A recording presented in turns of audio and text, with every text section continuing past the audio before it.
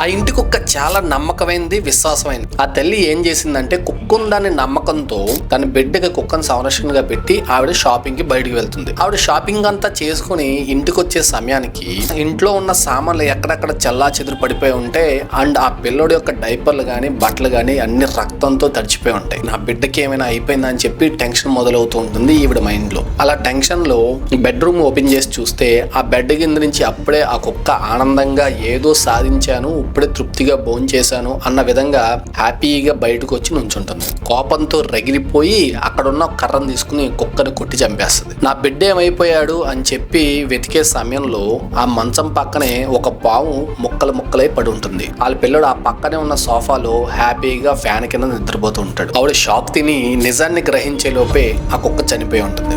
ఇలాగే మన జీవితంలో క్షణికావేశంలో అవతల వాళ్ళు ఏం చెప్తున్నారో వినకుండా ఆవేశంలో నిర్ణయించుకుని చాలా అనర్థాలు చేస్తూ ఉంటాం. అలా చాలా మంది జీవితాన్ని కోల్పోయిన వాళ్ళు కూడా ఉంటారు. సో గైస్, ఆవేశంలో తీసుకునే నిర్ణయం ఎప్పుడు కరెక్ట్ కాదని గుర్తించండి. అండ్ ఈ వీడియో నచ్చితే ఒక లైక్ చేయండి.